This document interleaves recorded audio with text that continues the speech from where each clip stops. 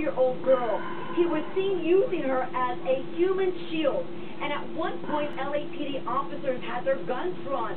But then within seconds, they did not have their guns out, and they rushed in. They grabbed the suspect, tackling him down, almost in a headlock situation, and they had grabbed the girl before they tackled him down. Now, the suspect seemed a bit agitated, irritable. He had to be strapped into a wheelchair. He seemed to not want to answer any of our questions. This was a kidnapping call. The little girl's mother called police saying that her daughter had been kidnapped.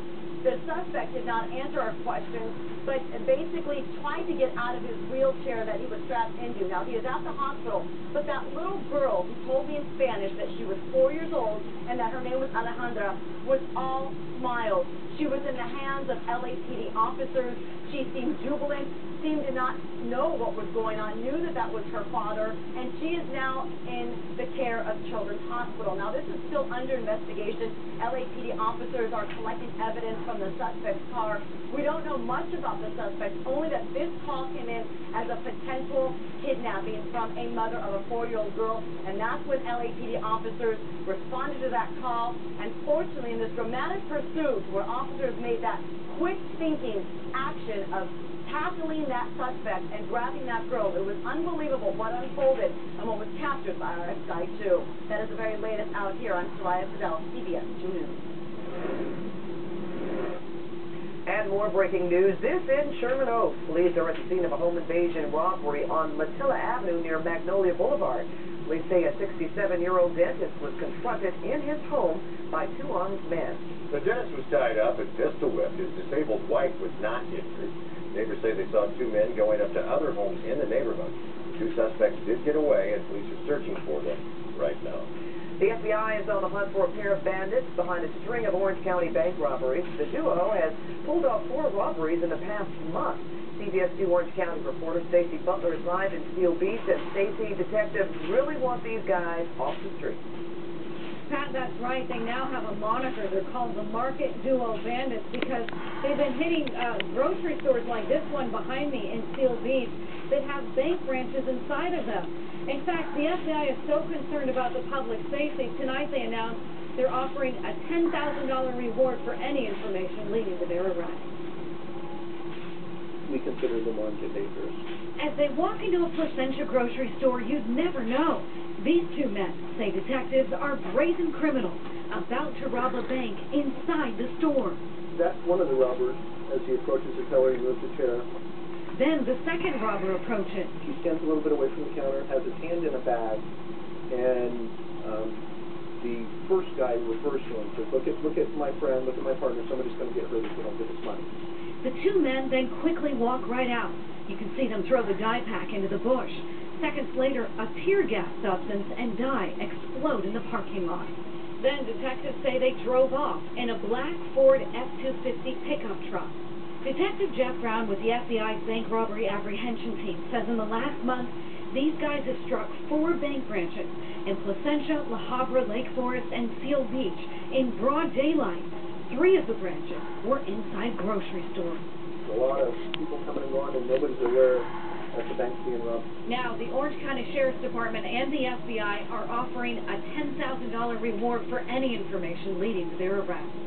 The possibility is very, very strong that they are in fact armed. So with that many people around that, it's just not a good thing. And the robbers are described as Latino men in their 20s to 30s. If you have any information, the Orange County Sheriff's Department and the FBI would like to hear from you.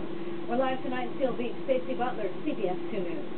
Stacey, thank you. We're learning new details about the possible motive for Friday's deadly shooting at the SoCal Edison office in Irwindale. Investigators say Andre Turner shot 4 co-workers, killing 2 supervisors and wounding 2 others. We're told Turner had been reprimanded earlier in the day, and employees were told layoffs could be imminent. A few days before the shooting, Turner learned he was going to lose his home to the bank.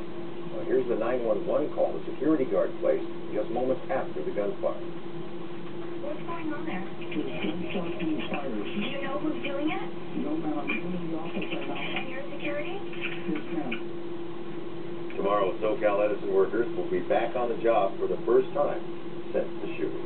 Detectives are trying to find an Adelanto man wanted in connection with the beating death of his pregnant girlfriend and her unborn child.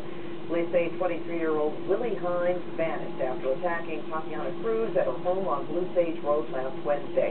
Her 20-week-old fetus died hours later. Cruz passed away on Friday. Hines posted a message on Facebook saying, "It was an accident. I would never intentionally try to kill or detrimentally hurt the mother of my now-deceased child." Investigators believe Hines is hiding out somewhere in San Bernardino County. Brendan McInerney will spend the next 21 years in prison. He was 14 years old when he shot a gay classmate, 15-year-old Larry King. McInerney's first trial ended with a hung jury when jurors couldn't decide on murder or manslaughter. The prosecution, which had sought a murder and hate crime conviction, made a plea bargain with the teenager for second-degree murder. McInerney didn't speak during today's proceeding. His attorney said McInerney is remorseful and would take it all back if he could. Another day of chaos on Capitol Hill as House Republicans adamantly rejected the deal on extending lower Social Security payroll taxes.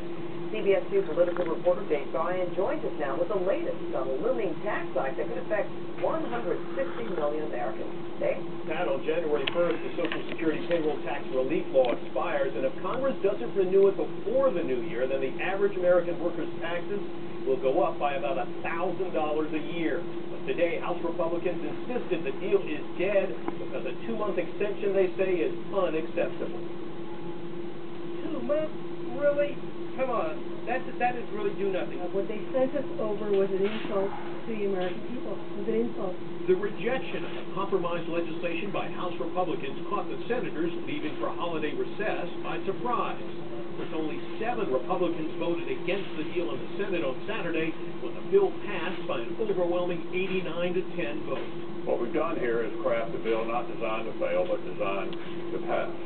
When Speaker John Boehner briefed House Republicans on the deal over the weekend, they blasted it, so he joined them in opposing it. It's time to stop the nonsense. We can resolve these differences, and we can do it in a way that provides certainty for job creators and others.